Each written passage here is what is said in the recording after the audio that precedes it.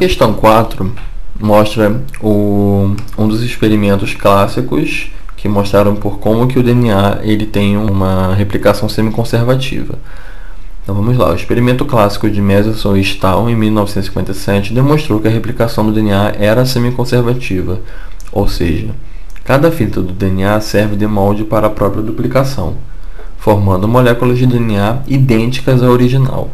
Nesse experimento, os cientistas cultivaram as células de Escherichia coli, inicialmente em presença de fonte de N14, que é o isótopo de nitrogênio leve, trocando a seguir por N15, que é o isótopo de nitrogênio pesado, que é incorporado às bases nitrogenadas do DNA, nesses isótopos.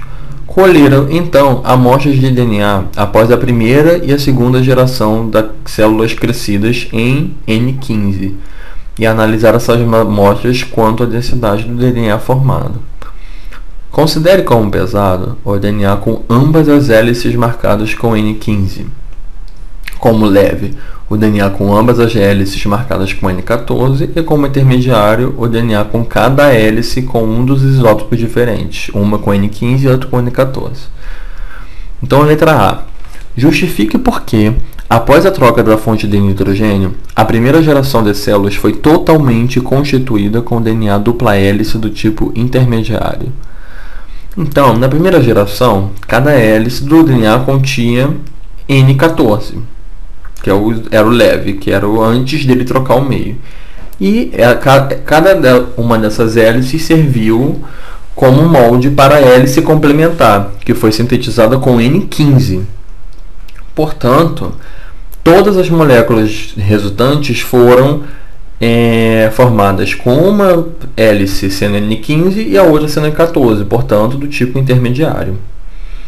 Calcule as proporções dos três tipos de DNA dupla hélice, leve, intermediário e pesado, formados em células da segunda geração após a troca da fonte de nitrogênio.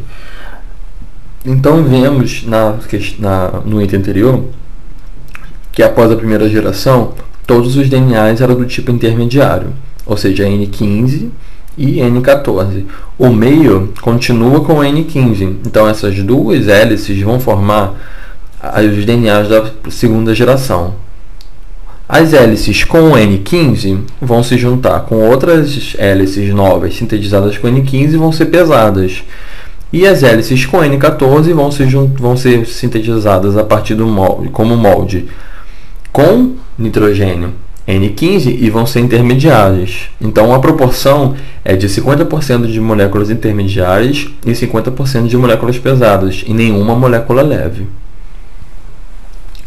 A questão número 5.